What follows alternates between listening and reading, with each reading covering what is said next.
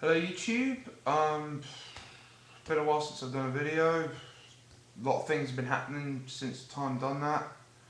I've been to Cyprus, so I've obviously a bit jet lagged from all of that. I mean, it was only like 2 days ago that I got back, but I still feel a bit tired from it. Figure I'd get a new video done. I was gonna do wrestling, just matches that I've always thought were quite bloody.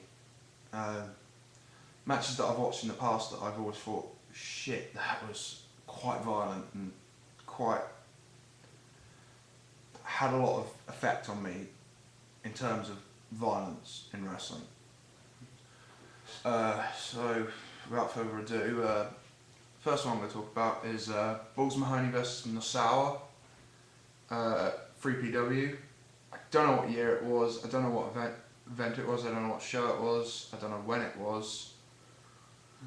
But I do know that that match was, like, I was pretty young when I saw that match. I mean, I was like 13 or 14 when I watched it. I'm 20 now, so that was like 6 years ago that I watched the match, and it was definitely the bloodiest match I'd seen at that time. And I just remember like seeing Balls Mahoney and Nosawa just tear each other apart with a pizza cutter. At a young age, that was like, fuck, that was violent. And the amount of blood that Nosawa lost was utterly shocking. And obviously it's affected my mindset on wrestling, and I'm pretty desensitized to blood in professional wrestling. Another one that I've always thought was quite brutal was the Eddie Guerrero versus JBL at Judgment Day. I think it was either 2004 or 2005.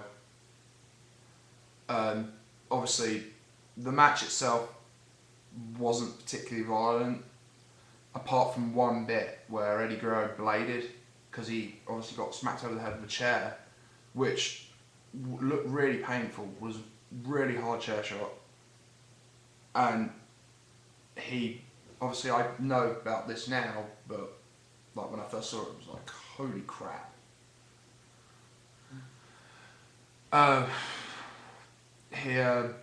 He was, supposed to blade, which is what a lot of wrestlers do, where they basically take a small bit of a razor blade and just cross their head to make themselves bleed. But he did it wrong and cut it too deep, and the blood just poured down his face and body, and it was like, he looked like he'd been murdered. It looked like a murder scene.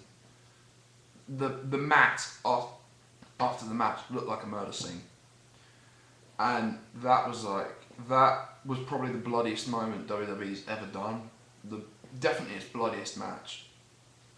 They've not done that many really gory matches, but that one was just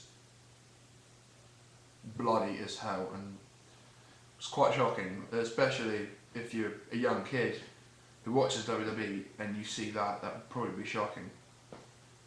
And that was probably one of the reasons why they probably turn it to the PG era and don't have blood in wrestling, because they're trying to make it appeal to families. Not saying I agree with it, but I do think that blood does need to be put in wrestling to sometimes tell a story.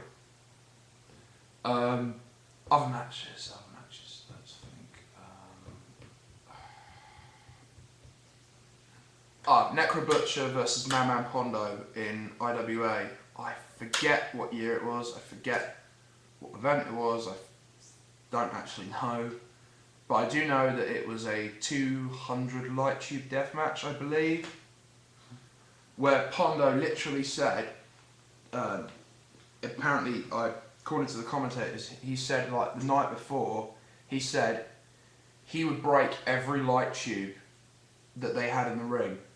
And he pretty much got around to breaking most of them, particularly at the end with the superplex through two ladders with light tubes basically put between them.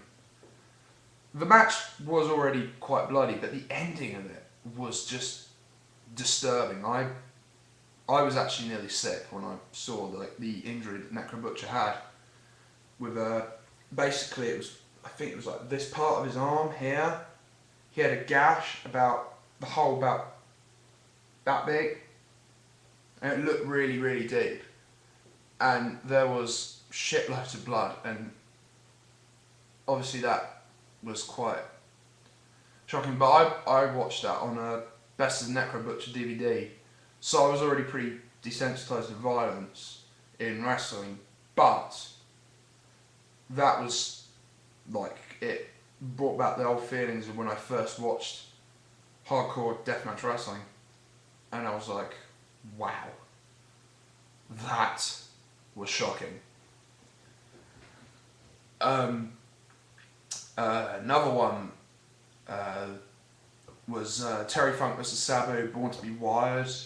Forget what year it was, but that match was, most people remember that match as being extremely violent, and especially when Sabu, I think, was going to go for like the move that he usually does, where he sets a chair up, while the guy's perched in the corner, and he sort of runs and does a sort of leg lariat, but he missed and caught his arm on the barbed wire, and he had like a gash that you could literally see the muscle. You could literally see the muscle squirt, and it wasn't actually bleeding because it cut so deep that it wasn't bleeding, but it was a huge effing gash.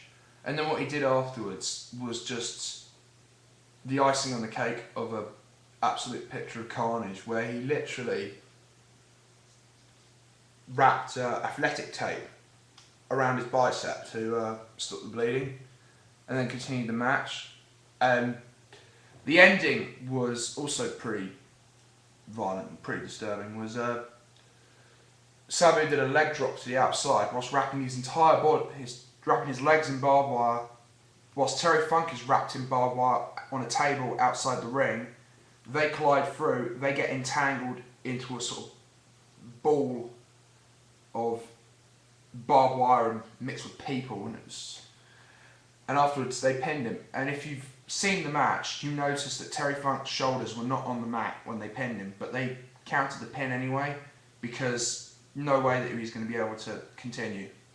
And they had to really work hard, because the barbed wire actually managed to nearly wrap itself around Terry Funk's throat and was very close to reaching a main artery, so they had to finish the match there and then. And it's one of the few rare times that when Sabu's in character that you actually hear him speak, because he was like, get this fucking stuff off me. And you rarely hear Sabu. His whole character is that he's supposed to be this silent, animalistic, violent individual, but you actually hear him like, get this fucking stuff off me.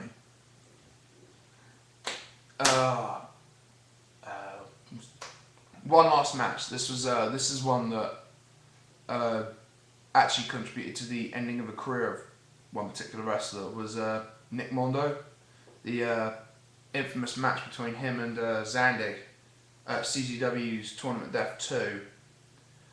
The match itself, like, I've not really seen much of the match, but I do know of that moment, and obviously I've seen that replayed in loads of like deathmatch music videos. But he took almost like a power slam off the top of a building, like top of a one-story building, through 2 stacked tables with a light tube log cabin on top, and Nick Mondo sliced his back up. His back was fucked up. There was blood all over his back. It was really violent, and quite frankly, I can understand why he quit after that, because he nearly died from that spot. And what was shocking was he won that match, and then went on to the next match, won that, and won the whole fucking tournament. And then afterwards had to retire. Still, he retired on a high note, so try and find these matches if you're into blood and wrestling. If you're not, then if you've got a weak stomach and you can't really tolerate blood and wrestling, or if you're just a WWE PG fan, probably best you don't watch them. Bye.